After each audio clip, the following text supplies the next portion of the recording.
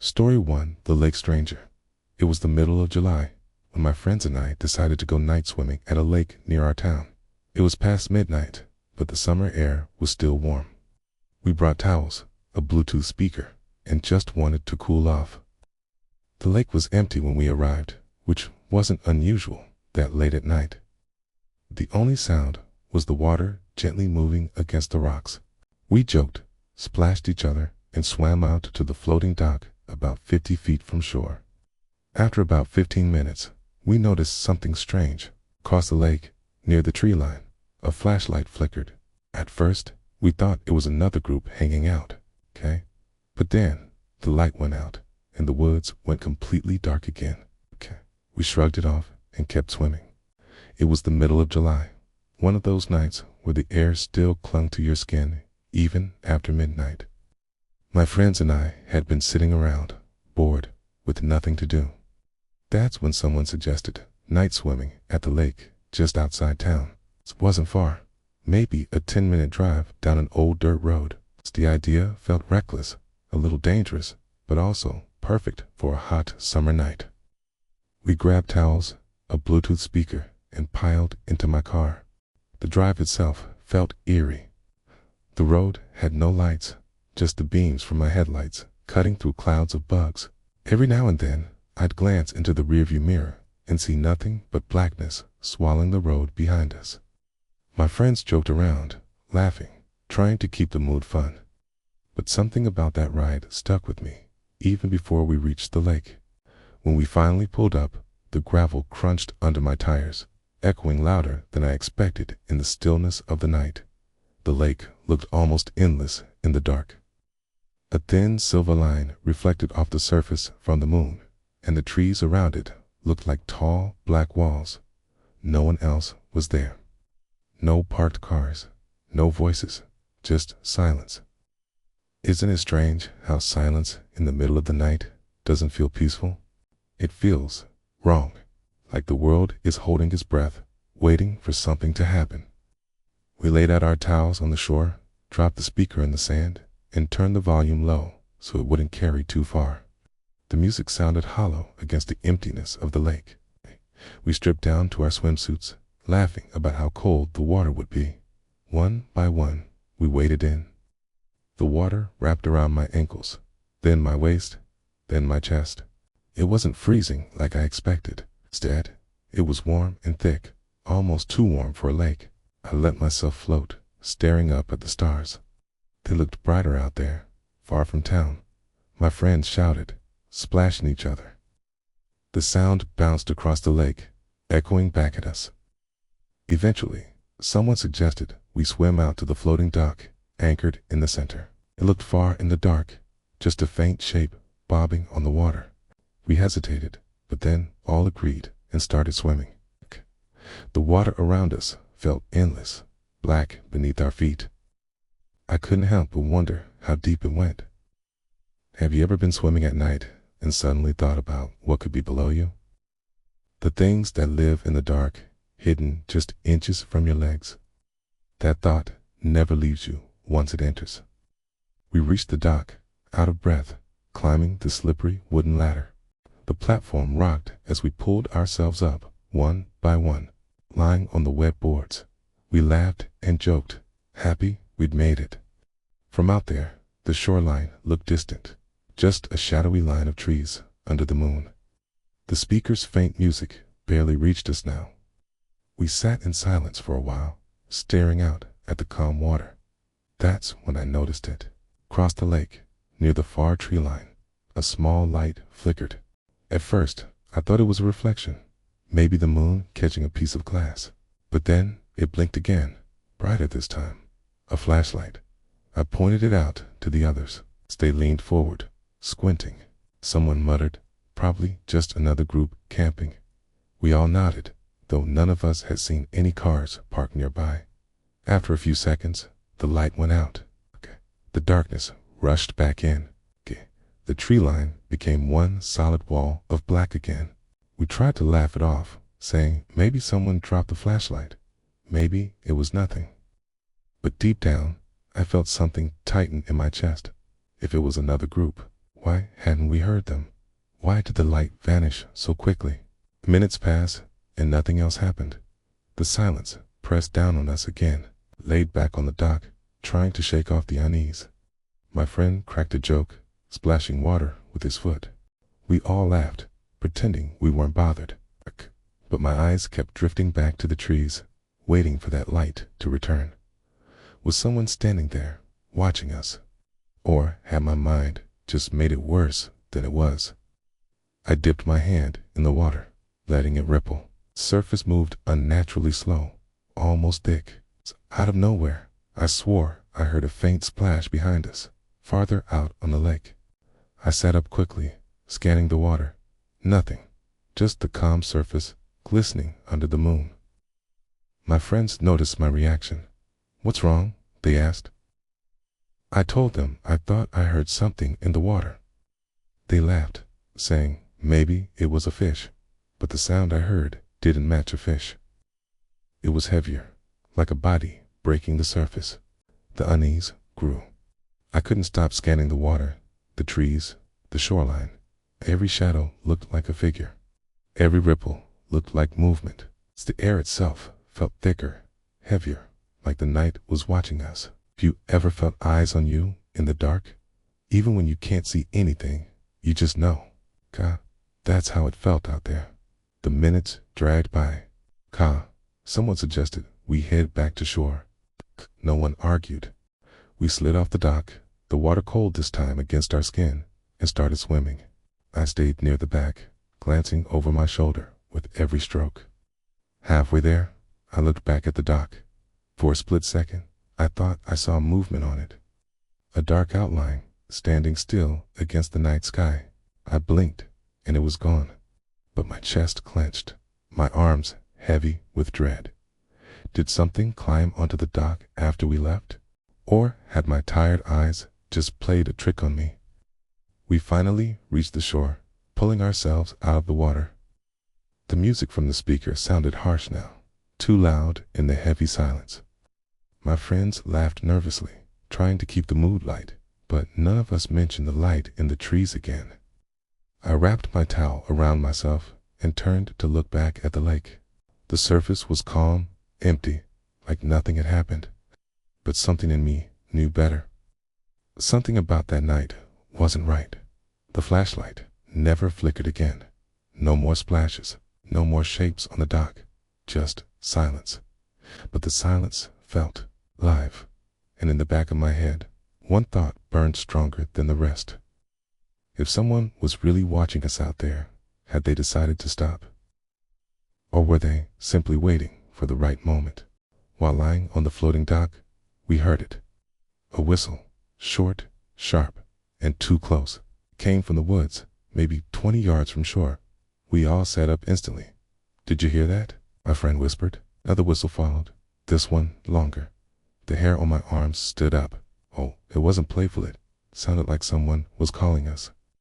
Suddenly, a beam of light shot directly at us from the trees.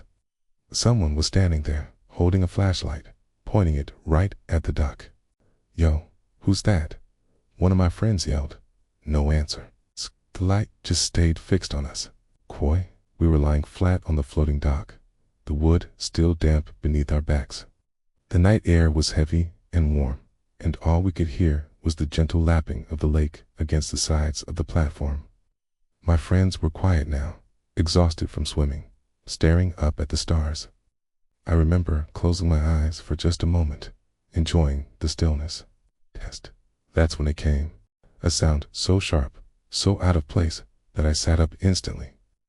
It was a whistle, short, quick, and much too close for comfort.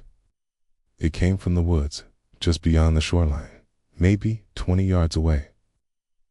The sound cut through the night like a blade, echoing faintly across the water. Every single one of us froze.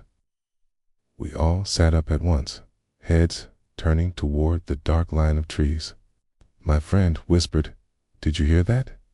His voice was trembling, though he tried to hide it. No one answered him.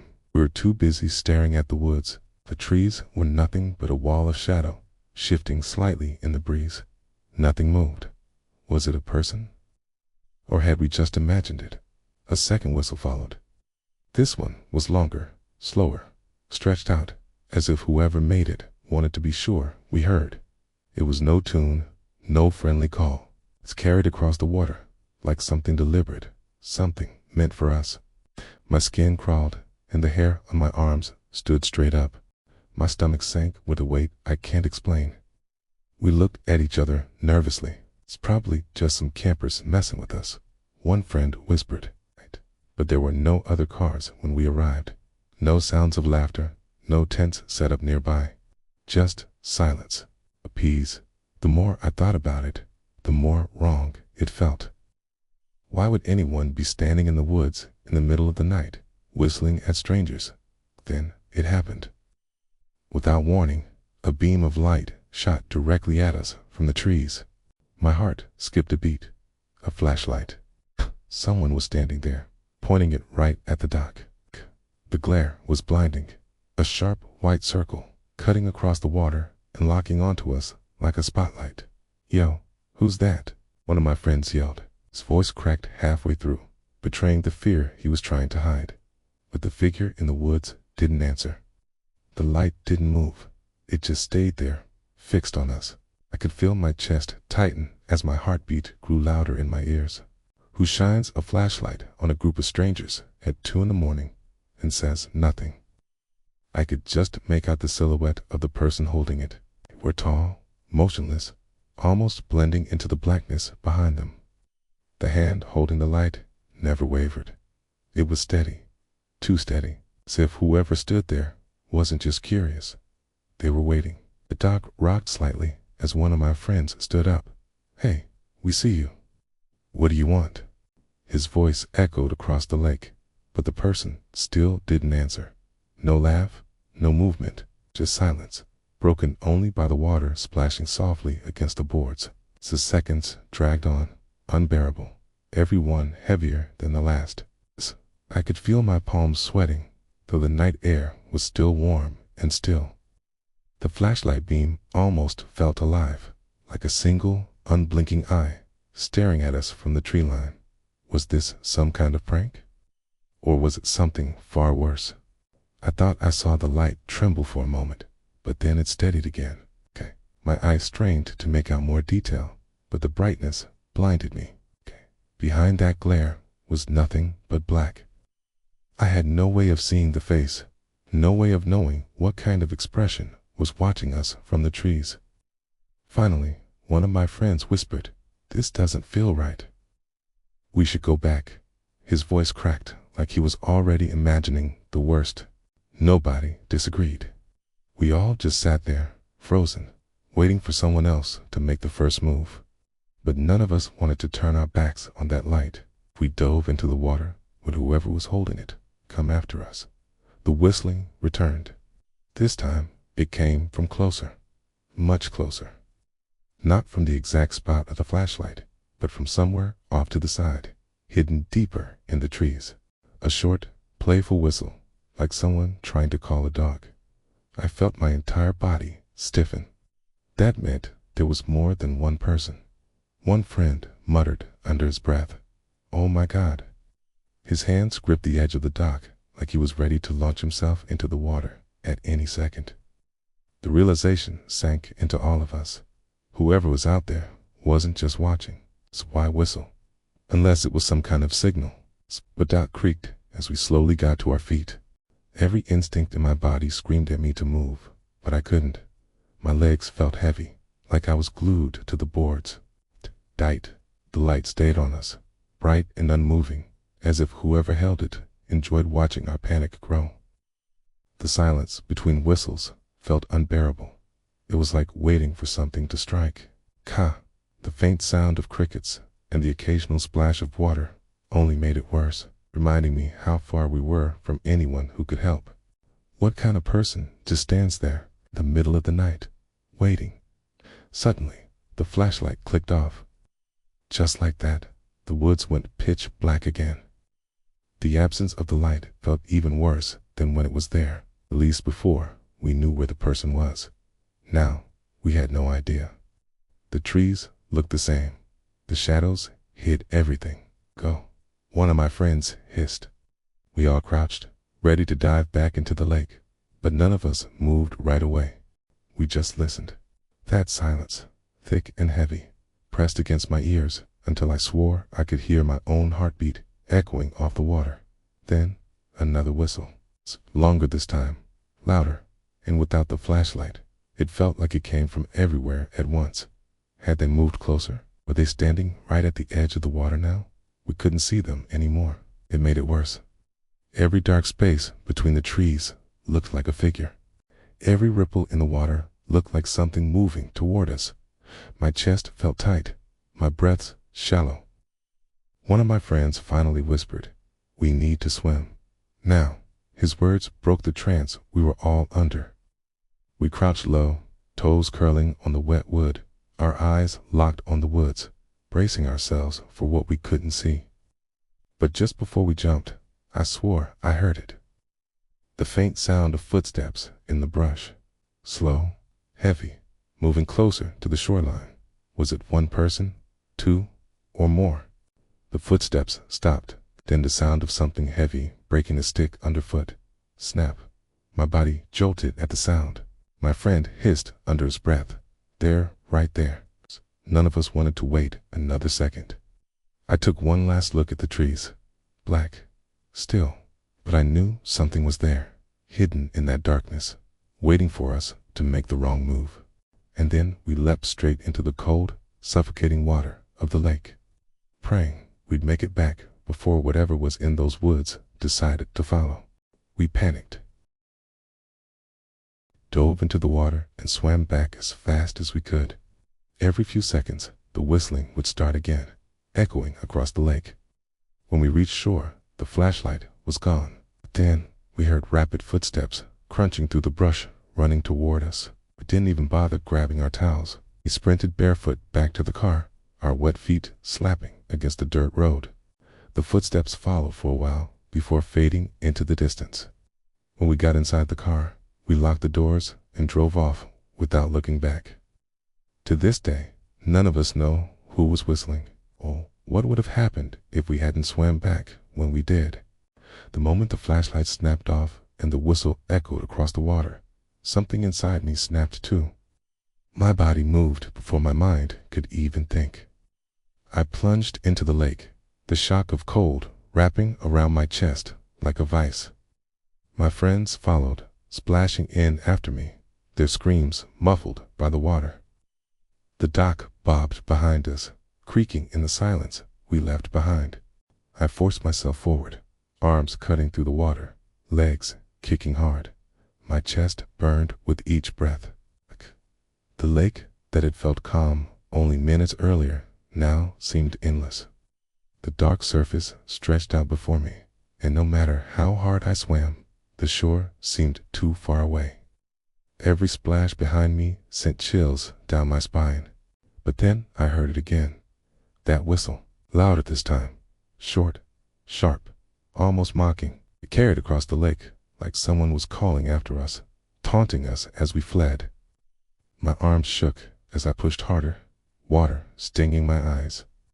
My heartbeat pounded in my ears, louder than the splashing of my strokes. Was he following us, or was he just standing there, watching from the trees? I didn't dare look back. Every instinct told me not to. I focused on the dark outline of the shoreline, the faint silver light of the moon glinting off wet rocks. The sound of my friends thrashing nearby told me they were just as desperate. The air felt heavy, my lungs screamed, but the fear pushed me harder. Finally, I felt my fingers graze sand. I pulled myself up, dragging my body onto the shore. The cold air hit my wet skin, and I collapsed on my knees, gasping. My friends stumbled beside me, coughing and shivering. For a second, relief almost set in. Almost. That's when I noticed the flashlight was gone. The trees were dark. But the silence didn't feel empty. It felt full. Something was still there, watching, waiting. And then I heard it. It's a crunch of footsteps in the brush. What kind of person waits until you reach safety before they move closer? The sound was quick, sharp and purposeful. Whoever it was, they weren't trying to sneak anymore. They were running. The branches cracked, twigs snapped, and dry leaves crunched under heavy feet. The steps were fast, closing in, and they weren't alone. The rhythm of the running sounded uneven, like more than one person crashing toward us. "Go," my friend screamed. His voice broke in panic. None of us even thought about our towels, the speaker, or our shoes. We bolted, barefoot, wet, vulnerable. The dirt road ahead stretched into blackness, lit only by the weak glow of the moon. Our feet slapped hard against the ground, stinging with each step. The footsteps followed, fast, heavy, growing louder. I didn't dare look over my shoulder, but I could feel it. Whoever was behind us was closing the distance. Every crashing step through the brush made my chest clench tighter. My breath came out ragged, my heart hammering so hard I thought I'd collapse. Was it just one person, or had more joined in the chase? My wet towel slipped from my shoulder, dropping into the dirt, but I didn't stop. The road twisted, and I focused on the faint shape of my car parked up ahead. It never looked so far. My friends were shouting, their voices frantic, their steps stumbling as the dirt gave way to gravel. Sharp rocks tore into our bare feet, but the pain didn't matter. The only thought in my mind was, "Don't stop." Behind us, the footsteps grew frantic. I could hear heavy breathing now, sharp exhales mixed with the pounding of feet. Whoever it was, they weren't just chasing us for fun. It was serious, determined, hunting. Why? I chased a group of strangers into the night. The car was closer now. I dug deep, pushing my body harder, lungs on fire. My skin burned with a mix of sweat and lake water. My friend fumbled with the keys, shouting, "Hurry, hurry." As we neared the vehicle, I didn't slow down. I could almost feel a hand reaching out for my shoulder, ready to pull me back. The footsteps were still there, closer, so close I swore I could hear the crunch of gravel right behind me. My breath came out in ragged gasps, chest aching with each step. I lunged forward, slamming into the car door with my shoulder, clawing at the handle with shaking fingers. Would we even have time to get inside before they reached us? The locks clicked open, and we scrambled in, shoving each other out of the way. I slammed the door shut, locking it instantly. My heart raced so hard it hurt. My hands shook uncontrollably as I turned, finally daring to look out the window. The road was empty. No flashlight, no figures, no footsteps, just a long, silent stretch of gravel disappearing into the trees. My chest heaved as the engine roared to life, headlights flicking on to pierce the dark. We didn't wait another second. I pressed the gas, wheels spinning on the dirt before catching traction. But here's the thing. As we sped down that road, my eyes locked on the mirror. For the briefest second, I thought I saw movement, a shape darting back into the trees. Something tall, watching, waiting. Did they stop chasing because they knew they couldn't catch us? Or did they stop because they'd already gotten what they wanted? To this day, none of us know who was whistling at us from the woods. We don't know how many were out there, and we don't know why they chased us. But sometimes, when I close my eyes, I can still hear that sound, that sharp, mocking whistle. And I can't help but wonder, what would have happened if we had been just a little too slow? Story 2. The campsite visitor. The summer after high school, my girlfriend and I decided to camp at a small campground near a forest preserve. It was only the two of us, and the site was about a mile from where we parked. We set up the tent, lit a small fire, and cooked hot dogs. As the sun set, the woods got darker than I expected. There weren't many other campers that night, just a single family 2 sites over. The summer after high school, I wanted one last adventure before college started. My girlfriend and I thought camping would be cheap, simple, and fun. We picked a small campground near a forest preserve. It wasn't far from home, but far enough to feel isolated. We parked the car about a mile away and hiked in, our bags heavy with food and gear. The trail was quiet, lined with thick trees that blocked most of the evening light. By the time we reached our spot, the sun was low, bleeding orange through the branches. We worked together to set up the tent, hammering the stakes into the dirt. I gathered sticks for the fire while she unrolled sleeping bags inside. The air smelled fresh, like pine and damp earth. For a moment, it felt peaceful, like we had the whole forest to ourselves. But the campground wasn't completely empty. Off in the distance, I noticed another group, a family, 2 parents and what looked like 2 kids. They were set up maybe 2 sites over. It's far enough that I couldn't hear them, but close enough that I saw their fire flicker between the trees. I figured it was a good thing. We weren't totally alone. Was it really comforting though? Or was being near strangers just another kind of risk? As night crept in, the temperature dropped.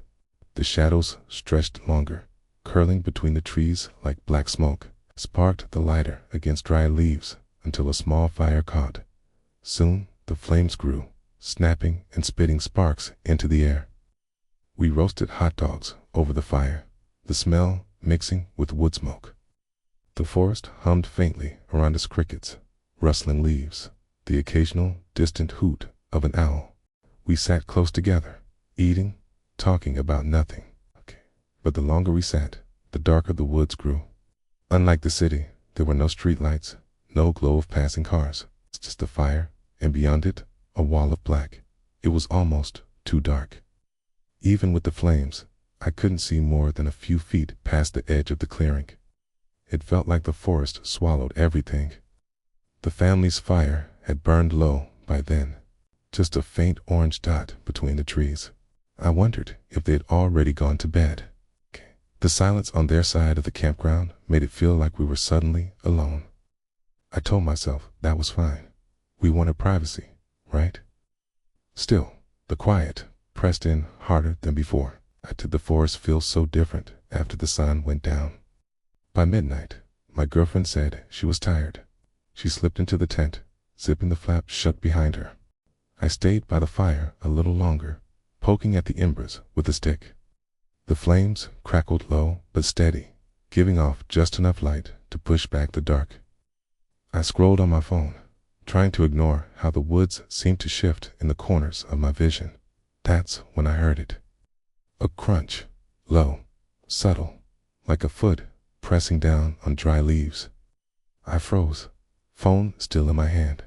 Told myself it was probably a raccoon, or maybe a deer wandering close. The forest was full of animals, after all, but the sound had weight to it. Not light and quick, heavy, human.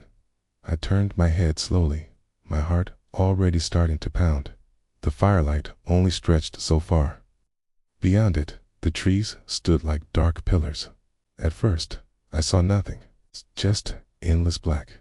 But then, a shape moved. A tall figure stood just beyond the firelight, half hidden in shadow. Light stomach dropped instantly. Was someone actually standing there, watching me? The figure didn't move. Here, whatever it was, just stood there. No sound, no breathing, just a tall, solid outline against the trees. I blinked, thinking maybe my eyes were playing tricks on me. But the longer I stared, the clearer it became. Shoulders, a head, arms hanging at the sides. It wasn't an illusion. Someone was really there. My first instinct was to call out, to say something like hello, or can I help you? But my throat was dry. My voice caught before I could speak. I just sat there, frozen, gripping the stick I'd been using to poke the fire. My phone shook in my other hand, the light glowing weak against my skin. What if speaking up made things worse? I glanced back at the tent. My girlfriend was asleep inside, unaware of what I was seeing. Part of me wanted to wake her, but another part of me didn't want to take my eyes off the figure. If I looked away, even for a second, I was afraid he'd move closer. My heartbeat drummed so loud in my ears, it drowned out the crickets. His figure shifted slightly, like he was leaning one step closer. That tiny motion was enough to send adrenaline surging through me. I gripped the stick tighter, but I knew it was useless. It wasn't even sharp, just a piece of wood, glowing faint at the end from the fire. My legs twitched under me, ready to bolt. But where would I even run? Why was he just standing there? Why didn't he say anything? I tried to convince myself again. Maybe it was the father from the family nearby. Maybe he was checking on us. But if that was the case, why wouldn't he say something? Stand in silence, just far enough back to stay hidden. My mind spun with questions, but none of them had good answers. The fire popped loudly, throwing sparks into the air. For a split second, the flames flared higher, and the figure's face caught the light. My breath caught instantly. It wasn't anyone I recognized.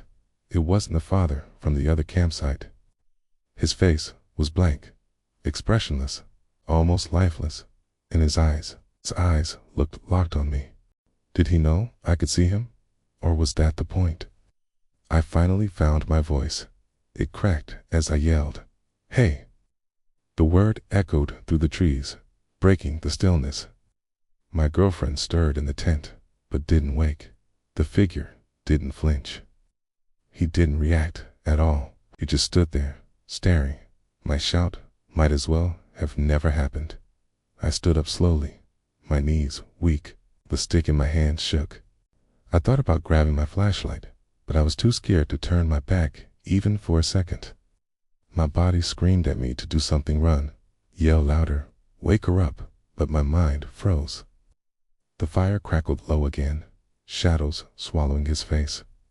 What happens when the fire goes out completely? After midnight, my girlfriend went inside the tent, while I sat by the fire, scrolling on my phone. That's when I heard a low crunch of leaves, somewhere behind me. I assumed it was a raccoon. But when I turned, I saw a tall figure standing just beyond the firelight. At first, I thought maybe it was the dad from the family nearby. But as my eyes adjusted, I realized this person was facing the tent. I froze, my phone's light shaking in my hand. Then, the figure whispered something. It was too soft to make out, but it sounded like words. I yelled out, "Hello?" The figure instantly turned and disappeared into the dark woods. I rushed into the tent, heart pounding, and told my girlfriend. She thought maybe I was tired and imagining things, but I knew what I saw.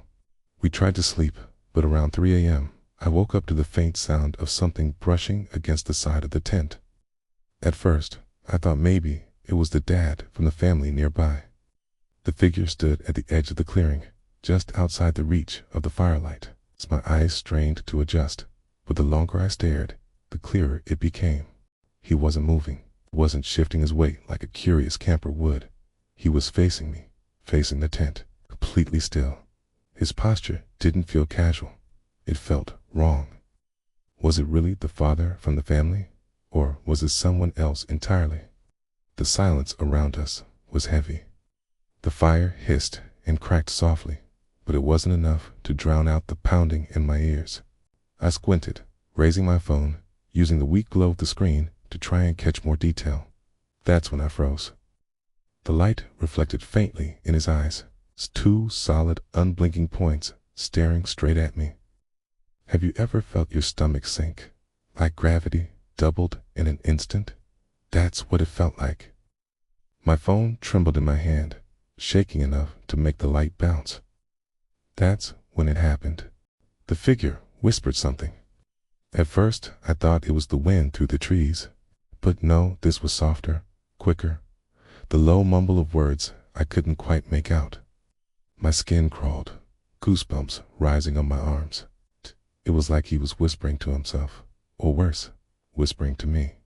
What was he saying? And why did it sound like he was closer than he looked? I finally snapped out of it and shouted, "Hello?" The word tore out of my throat, breaking the silence like glass shattering on concrete. For a split second, I expected him to answer, to step forward and explain himself. But instead, the exact opposite happened. His head twitched slightly. Then he turned fast and disappeared into the woods. It's gone in less than 2 seconds. Who runs away like that unless they were never supposed to be seen? The darkness swallowed him completely. I stared into the trees, waiting, half expecting him to step back out. But he didn't. The sound of branches snapping under his footsteps faded quickly, swallowed by the night. I realized then that I was holding my breath, my chest tight. Only when the forest was silent again did I finally gasp for air. Should I chase after him? Or was that exactly what he wanted? I rushed into the tent, shaking, my heart still pounding in my chest. My girlfriend stirred awake as I zipped the flap behind me. I whispered what happened, trying to explain through ragged breaths. She rubbed her eyes, her voice groggy. "Babe, you're tired." It was probably nothing. She wanted to believe it was just the stress of being out in the woods. But I knew what I saw. Was I really that tired? Or was she just trying to calm me down? We tried to sleep, but I couldn't relax. Every creak of the trees made me flinch. Every faint rustle outside felt louder than it should. I lay on my back, staring at the roof of the tent, my ears straining to pick up anything out of place. Eventually, exhaustion started to pull at me. My eyes grew heavy. The sounds of the forest blurred into background noise. That's when I heard it. Around 3 a.m., I woke up again. The first thing I noticed was the silence. No crickets, no night owls. It's just silence.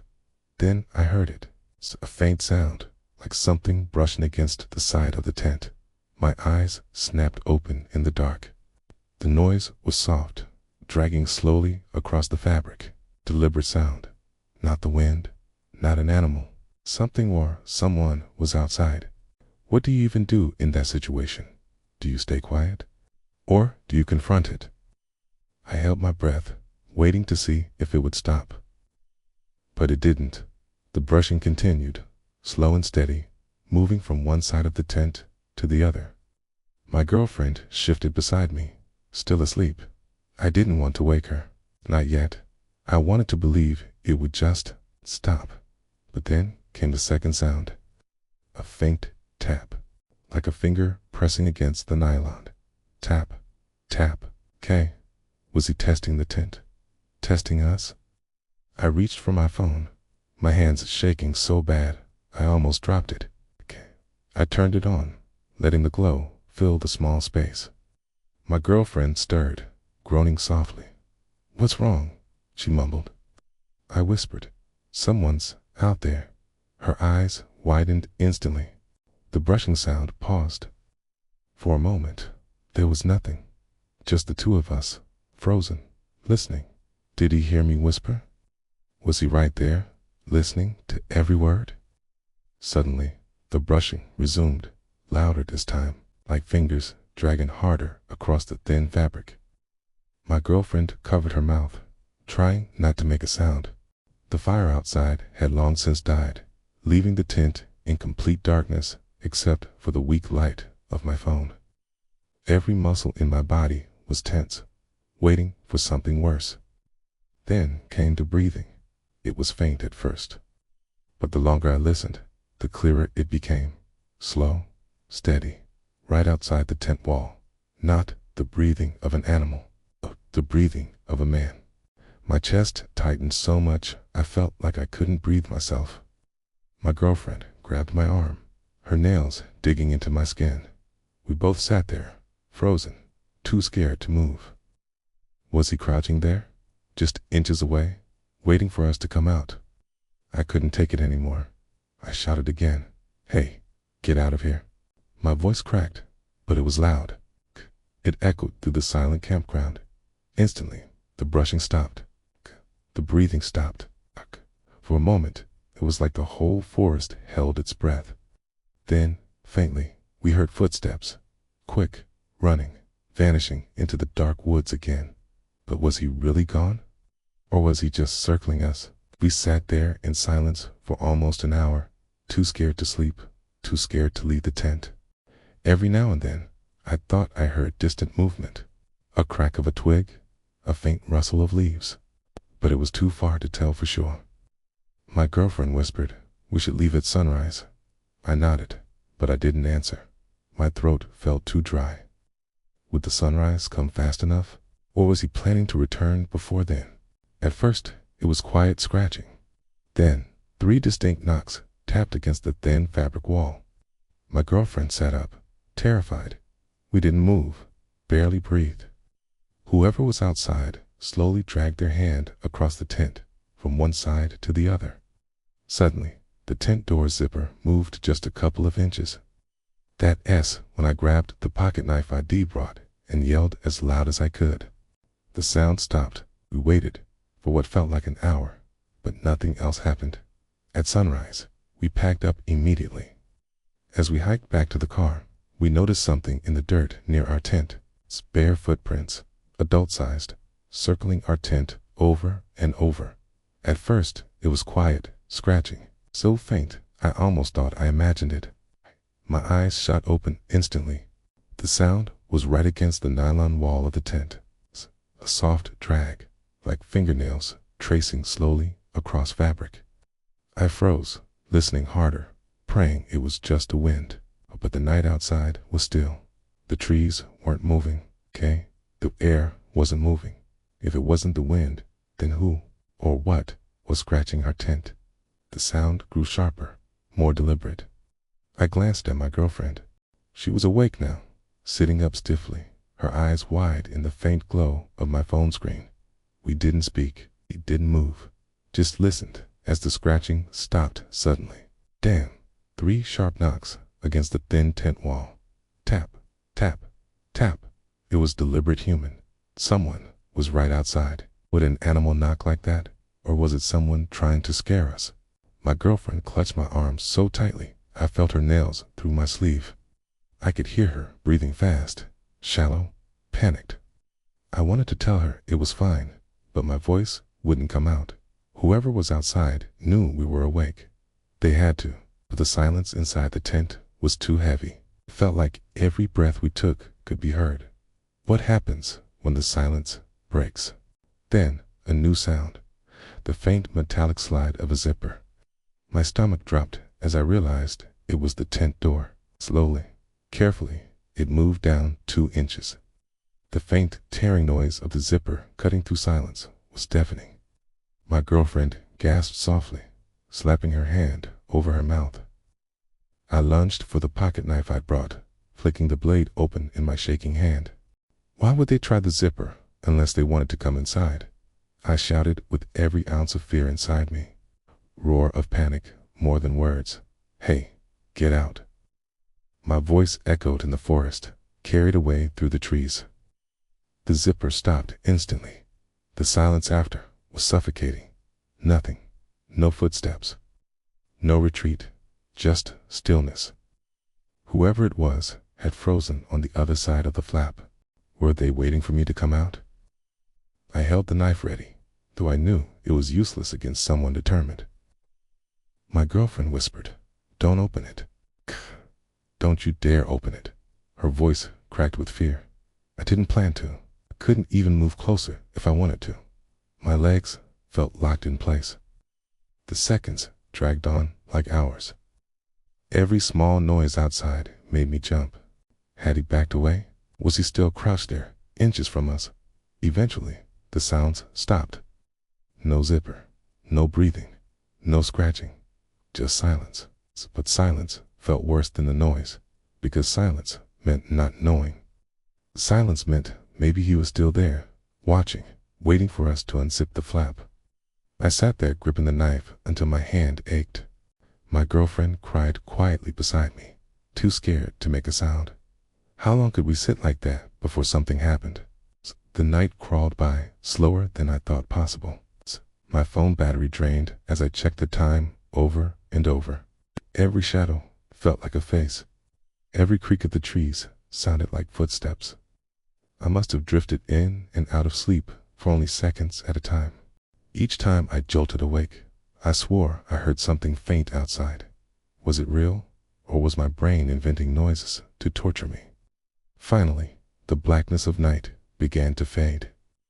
A dull gray bled into the forest as the sun threatened to rise. The sounds of the woods returned. A bird chirped, Leaves rustled softly in a morning breeze. I've never been more grateful for daylight. I shook my girlfriend awake fully, and we decided, without a word, we were leaving. But was it really safe in the daylight? We packed in record time, shoving sleeping bags, food, anything we could grab into our backpacks. Neither of us spoke, too afraid that our voices would carry. I kept the knife in my pocket, gripping it through the fabric as we stepped out of the tent. The air felt colder than it should. My skin prickled with the sensation of being watched. Were his eyes still on us, hidden in the trees? The clearing looked normal, empty. Just our little campsite, quiet in the pale morning light. To the family we had seen earlier was gone. Their fire pit was cold, their site empty. It felt like we were the last two people in the woods. I took a step toward the trail, eager to leave. That's when I noticed the ground, and that's when my blood ran cold. There in the dirt around our tent were footprints. Not one or two, dozens, bare footprints, adult-sized. The impressions circled our tent over and over, overlapping until the dirt was churned up. Some prints stopped right at the edge of the tent wall, toes pointing inward, like he had been crouching just inches away from where we slept. How many times had he walked around us while we tried to stay silent? My girlfriend saw them too. She grabbed my arm and whispered, "Let's go." Now, her voice was trembling on the edge of breaking. We didn't even finish packing properly. We just shoved what we had into bags and sprinted down the trail, checking over our shoulders every few seconds. My chest burned from running, but I didn't stop. Was he following us, even then, keeping his distance? We reached the car, threw everything inside, and sped off without looking back. The drive home was silent. Neither of us wanted to say it out loud, but both of us knew the same thing. Whoever was outside our tent that night wasn't there to scare us. He was waiting, watching, testing the zipper, circling again and again, like a predator deciding when to strike.